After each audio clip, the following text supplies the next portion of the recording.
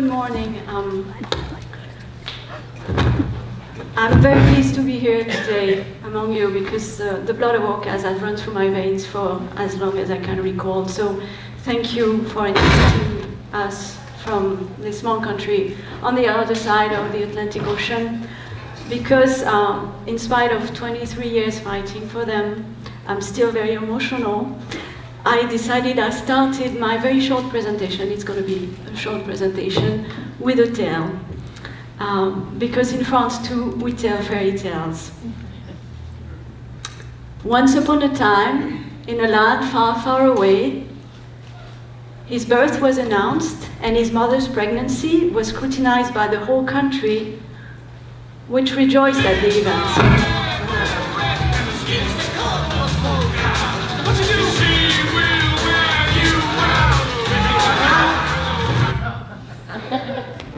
Imagine a very, very rare occasion.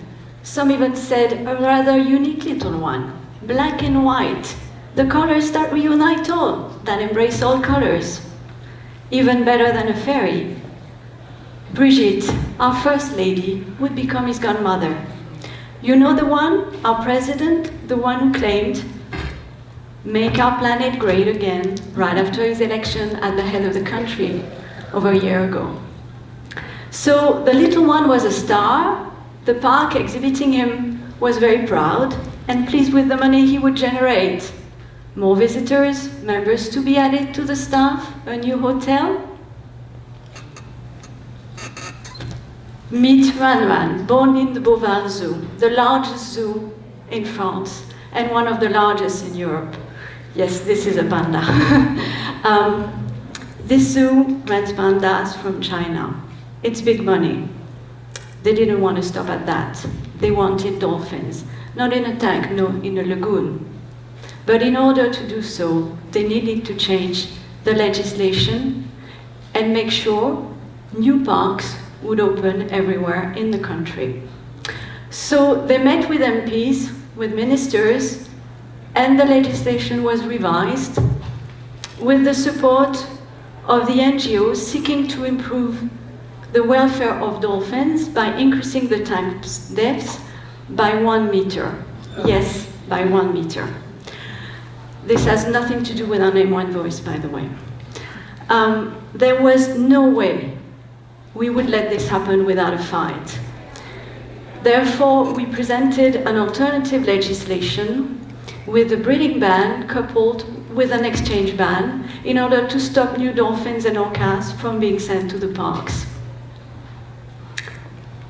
There are 3 parks in France. Marineland in Antibes in the south. There's no card, but you can imagine France, so this is the south. And Marineland is the largest with orcas and dolphins.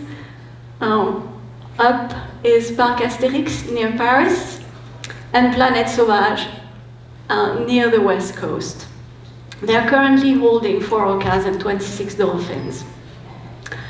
Well, our claim was heard. We worked closely with the minister's advisors, and the ban came into force.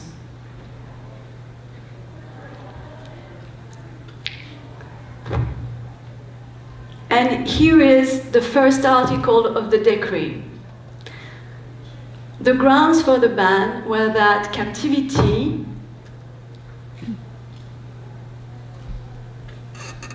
harms animals in the wild and compromises animal welfare, basically. So this was a very, very strong statement because this was the article in the decree adopted by this minister who was a very powerful minister. So we were very, very pleased with this step forward. However, the minister, in order to avoid pressure from the industry and the NGOs, did not consult with the public regarding the breeding ban, as is the way in France. She had consulted people twice, and public feedback confirmed that they wanted a full ban, not some weak measures. This should have been enough. But unbelievably, the High Court annulled the decree on this technicality. The government had just changed, so had the minister, and they did not put up a fight for captive cetaceans, unfortunately. And this came as a shock, especially since the new minister, a well-known activist, had pushed for the ban before he was appointed. This is a photo we sent him of a dolphin named Galeo at Planète Sauvage. So now we're back to square one, in spite of clear public support and of many events in the past years. Indeed, there has been a lot going for our movement in France.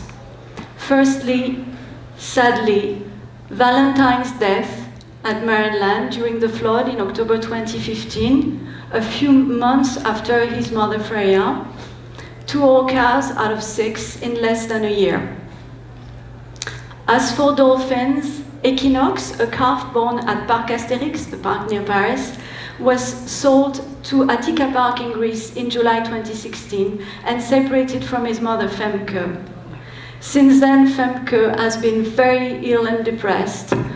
This is a very recent video. It lasts for 4 minutes, but we accelerated it.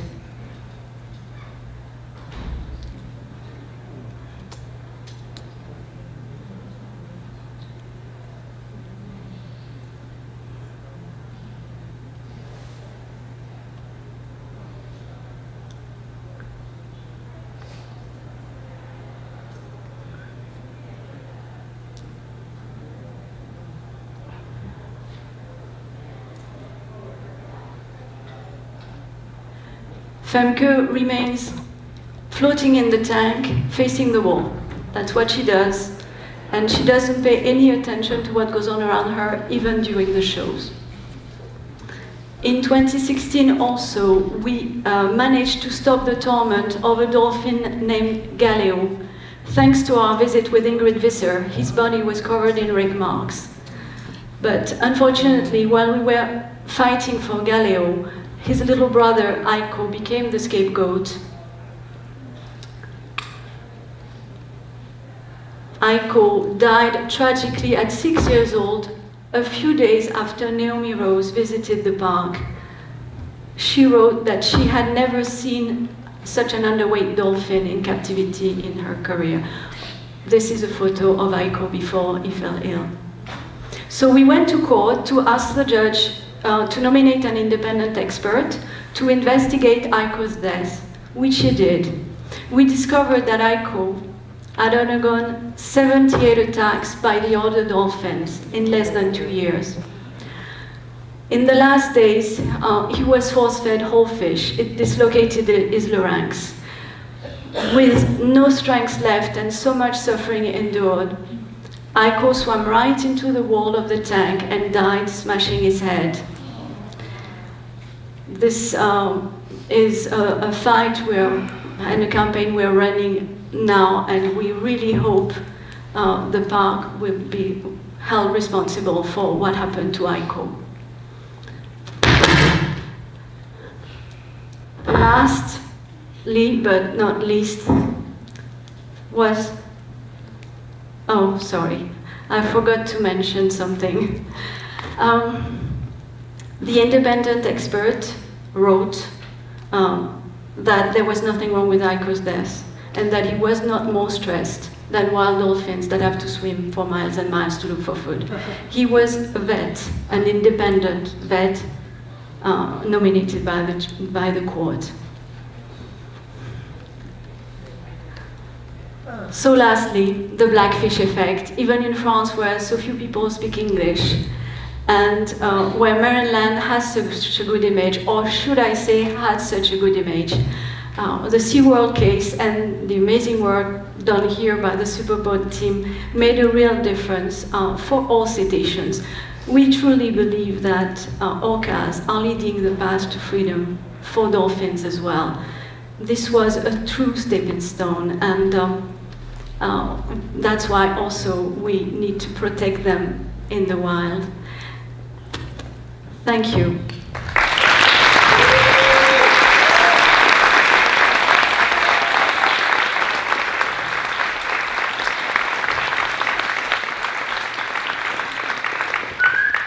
Other questions?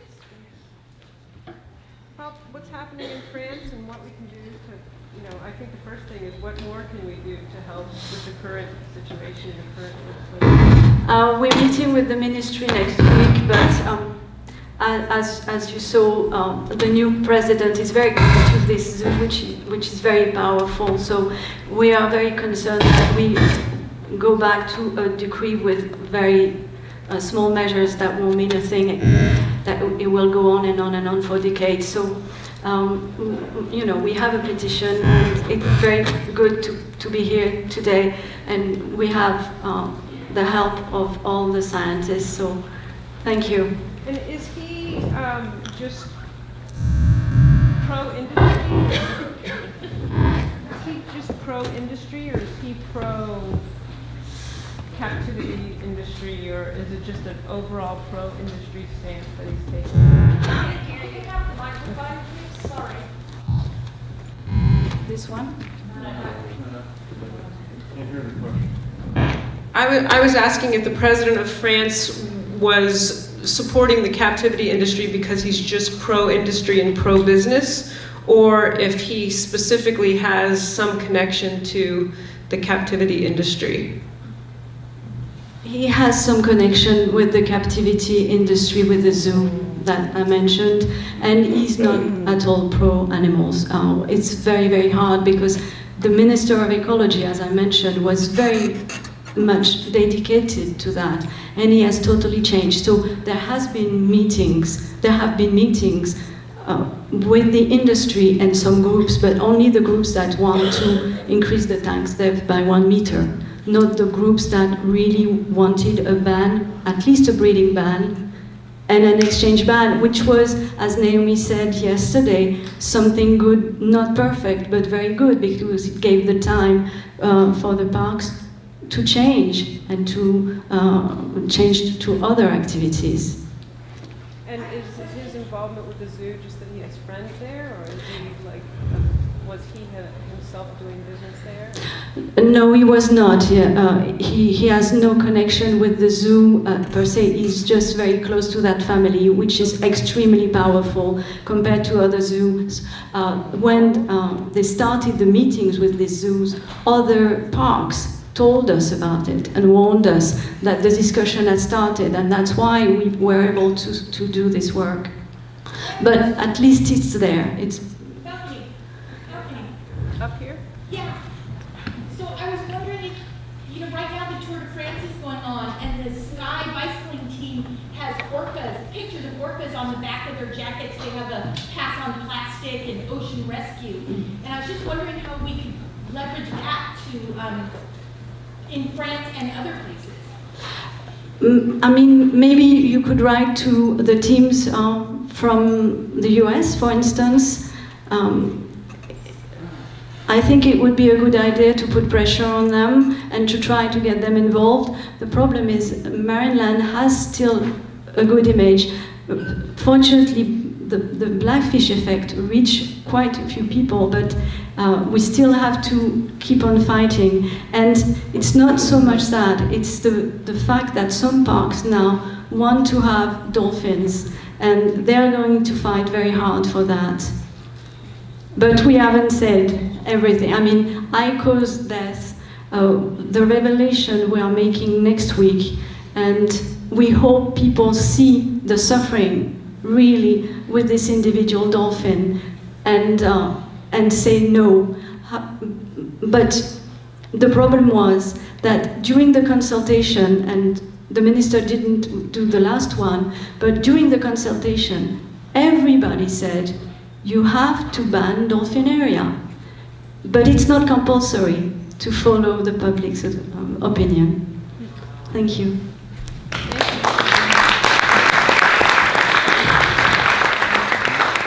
Thank you very much, and thank you for coming such a long way. We really appreciate it, and I know that we all, over the years, have heard other countries have still been heard from France, so thank you.